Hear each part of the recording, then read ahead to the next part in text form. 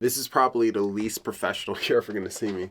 I usually like to have my hair done super well. I like to make sure I shave before I do these videos. Usually I don't have my bonnet on. I just have my hair out. And my nails are a mess because I've just been so stressed out. I've I've had a lot of trouble doing stuff because of all the stress that I've been going through. I've had like super low energy. It feels like I'm depressed is basically the word. It's like I'm going through this depression withdrawal. Obviously, it's 2 weeks post breakup, and it's been really hard. It's been really, really hard. Like way harder than you would expect. Um, so the worst experience of this breakup was yesterday when I had found out, because we had broken up 2 weeks ago, and I didn't think it was a bad breakup from my perspective. It wasn't like I fucking hate you or I hate you or we broke up on really bad terms. It didn't feel like that to me. So because we didn't break up on these really bad terms, I thought we still had positive, at least, opinions of each other. So I was like, there's no animosity. We don't hate each other. Blah, blah, blah. At least that's what I had thought. But then she starts making certain posts on her social media, on her story, like reposting certain stuff. And I'm like, okay, she feels some kind of negative emotion or animosity towards me, which I'm not mad about. I'm not like, she has the right to feel whatever she feels, but it was very confusing because we didn't have like this breakup where we were being mean to each other. So I was still like looking at her social media posts and stuff. I didn't block her or anything, but now I wish I did because she had made a post.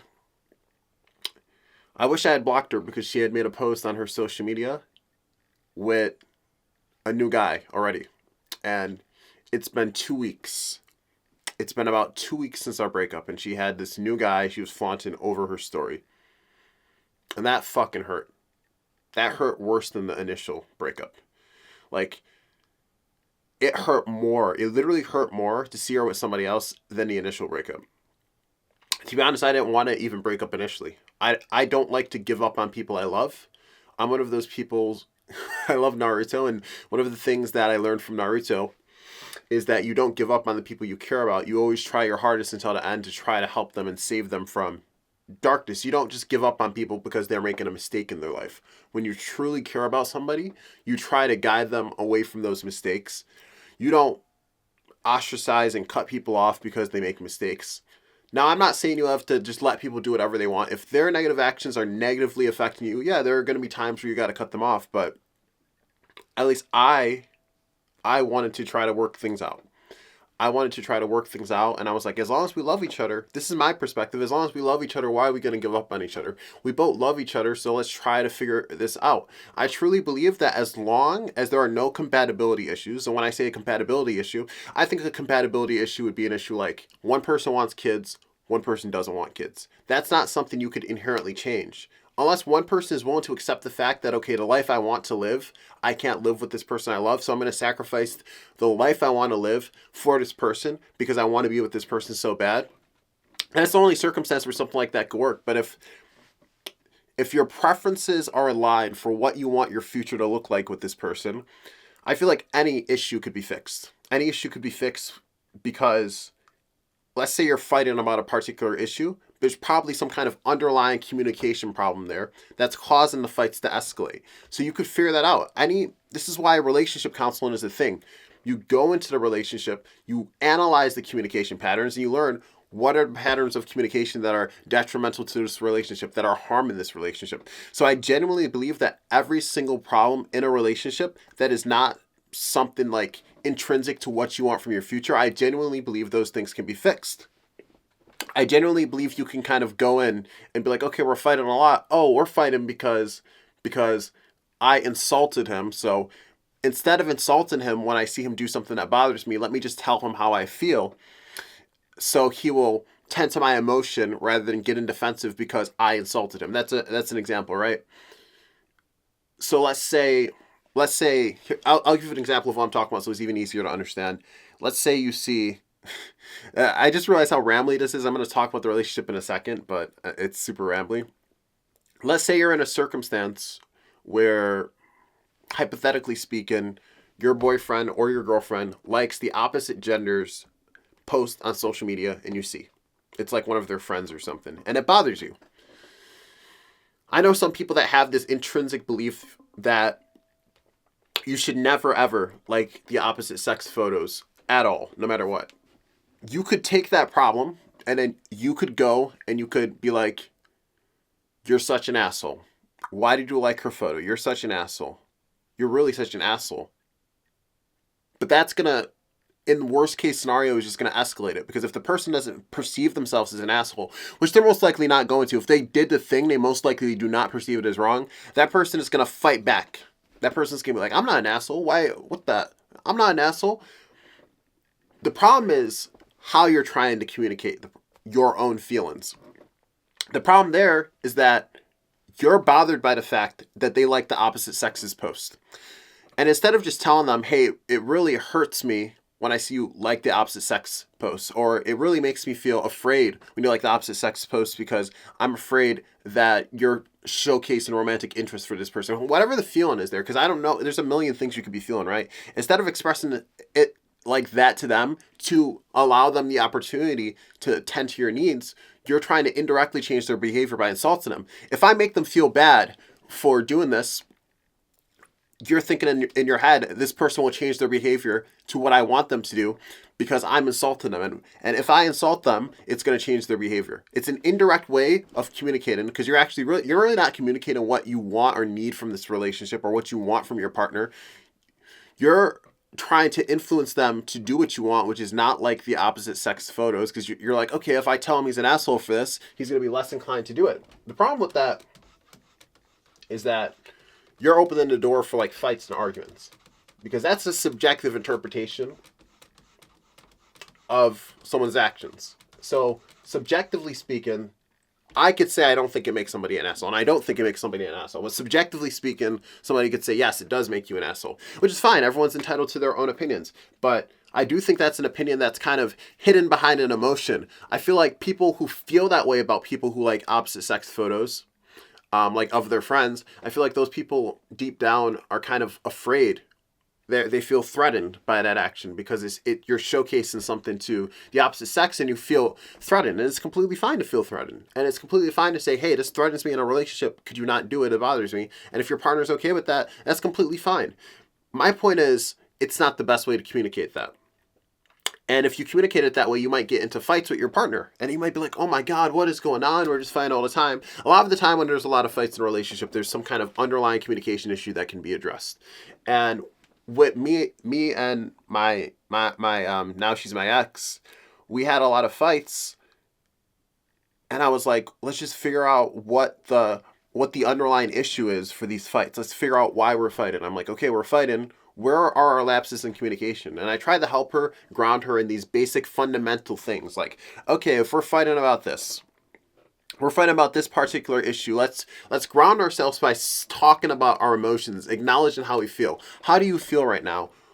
What's the feeling you have, and what do you want me to do to address that feeling? Are you sad? Are you angry? Are you irritated with me? Are you scared? And then what do you want me to do to help alleviate that feeling? I try to ground her like that, but it's really hard because she's very hard-headed. So from her perspective, she's always like, she believes when she communicates those, she would communicate like the example I gave before. She'll say a judgment and then she will perceive that as communicating what she feels. She's communicating what she thinks, not her feelings. Because you can't feel like I'm an asshole. You could think that based on my actions, but it's subjective. You asked a million different people, you're going to get a million different answers for what an asshole is. But you know what's not subjective is your feelings. So when you tell your partner, hey, I feel threatened, I feel scared when I see you like the opposite sex's photos. And if they tell you you don't have a right to feel that way, they're invalidating your emotions, and now they're the wrong one. And it's also giving you better data, because when you communicate like that, you'll see how your partner really cares about your feelings or not. If you tell your partner, I'm afraid when you do this, and they say you shouldn't be afraid, They don't care about your emotions. If they're invalidating you, or they're telling you have no right to feel that way, that's the same as your partner basically telling you you shouldn't feel this way. You have no right to feel this way. But a lot of people would be surprised where if you actually communicate in a way that's more direct about your emotions, a lot of your partners are going to be a lot more receptive than you think to it. So I go on this whole tangent to say, because I think foundationally, almost every single issue in a relationship could be fixed as long as both partners are willing to work on those issues. I had this whole perception like, yeah, I don't want to break up. Like, it's problematic. We're fighting a lot, but I love you. And I think these things could be fixed. I think there's no issue within the context of a relationship that cannot be fixed. But she fundamentally disagrees with that idea. And I think because of the reason she fundamentally disagrees, I think she's created a self-fulfilling prophecy for herself. Now, a self-fulfilling prophecy is basically when... A self-fulfilling prophecy is when, because you believe something, you subconsciously act in a way that makes that thing to be true. The mind is powerful, and our subconscious has a lot of influence over our actions. So if you believe there's nothing I could do to make this relationship better, that's the reality we live in. There's genuinely nothing you could do because you've created that reality for yourself. So when you have this thought process that there's nothing I could do, then you start to try to do nothing to fix the relationship. And so at that point, there's nothing I could do. I could tell her, hey, I think this is fixable. I think these are the issues that we're facing in our relationship. I think if we did these things, it would improve it. But it's just really hard because her perception is completely different. And at the end of the day, she just didn't want to try the alterations in my communication, which is, I don't hate her for it. I'm kind of like sad about it. I wish, because I love her and I wanted to make it work with her. And I feel like when you love somebody, you try everything and before you give up on them. But that's just my perception. I felt like she gave up without trying everything. She had been trying her way where she's like, this is problematic and this is problematic. But she never once ever sat down and was like, maybe I could improve the communication for the both of us. And I'm not mad at her. I'm not resentful. But I do think we could have had like this idealistic relationship that she was searching for. Had she just sat down for a bit. And then she had just been like, I feel this way when you did this, because a whole lot of our communication, because I did something really unhealthy after the post breakup, where I read almost every conversation from the last like 3 to 4 years we've had. I've read almost everyone. And I noticed there's this reoccurring pattern where she would feel a negative emotion and then she would insult me. She would be like, you're an asshole because you did this. Or you're a bad person because you did this. You're a bad boyfriend because you did this. And then I would get very defensive. And I would be like, I'm not an asshole because I did this. And then we would just argue about whether or not I'm an asshole, whether or not I'm a bad person, whether or not I'm a bad boyfriend. Rather than actually, the real issue in a lot of these arguments was the fact that she felt some kind of negative emotion. There was some feeling she had that led her to say, you're an asshole, right? And if I don't know what makes her say that and what she wants from me, there's nothing I can really do. So she was using like insults as a way to encourage me to change my behavior, which I don't think is sustainable for a long-term relationship. And I also don't think it's healthy. I don't think it's healthy to put down your partner to encourage them to change their behaviors. It's not, because then you're hurting their self-esteem. Imagine if every time you do something that your partner doesn't like, they tell you, you're a bad boyfriend. You're a bad girlfriend. You're such an asshole. What is that going to do to your psyche? Eventually, you're going to get to a point where you're like, man, I'm such a bad boyfriend. I'm such an asshole. I'm such a bad person. And it's going to mess you up. And it's not sustainable. Now, because I guess I have a lot of confidence in myself, I would argue with her about this stuff. And I'd be like, no. And I'm also very opinionated. I'm very opinionated. And I don't think I'm like a bad person. I don't think I'm I generally just don't think those things. I actually think I was a really good boyfriend. And I think I have great emotional intelligence. I think I have great communication skills. I think I have great conflict resolution skills. I think I'm great at problem. I think like there's all these things that I love about myself that I think are nothing but pros in the context of a relationship.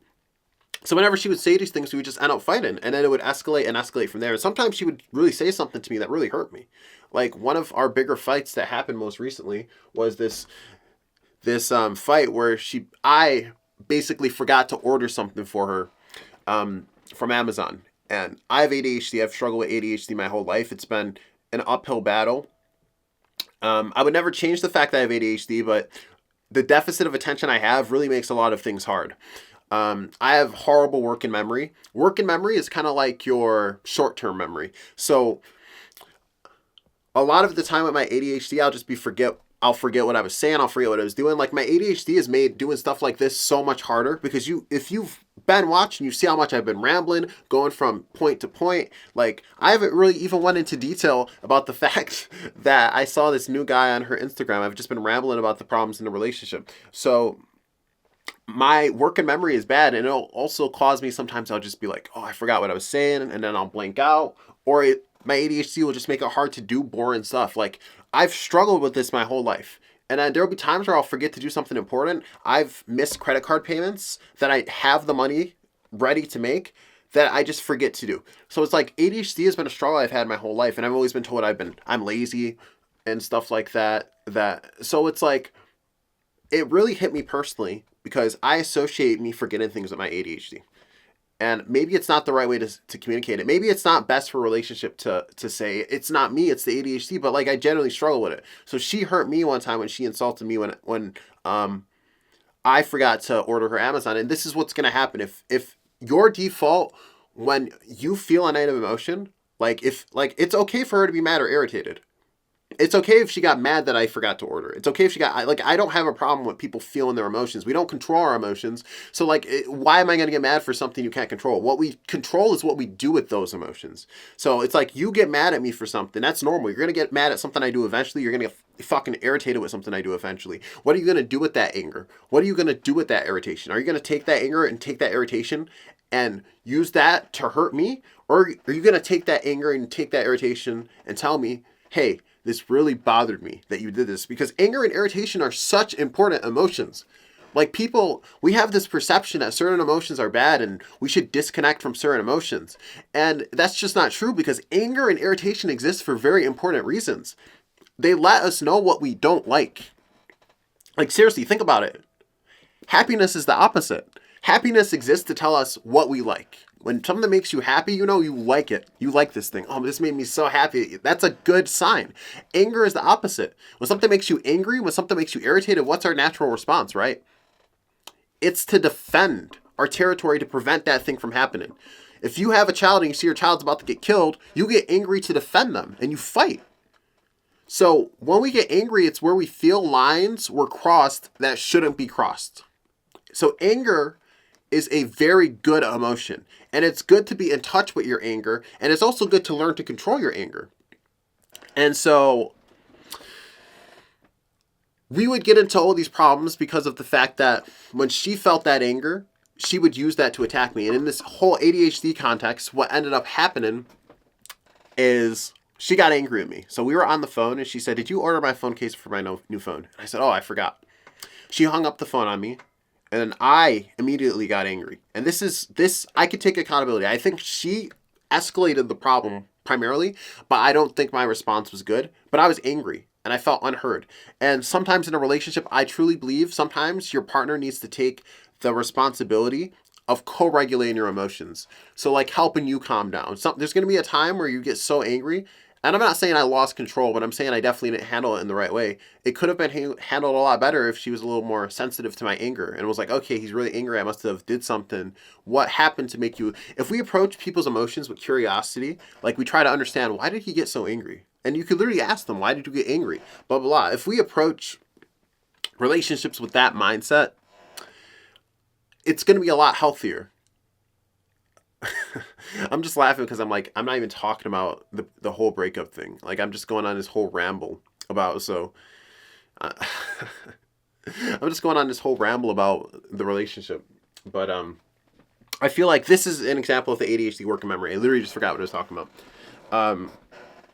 So I felt as if, because I was talking about the Amazon stuff and I was talking about, I felt as if when I would get angry, she didn't care when I got angry. And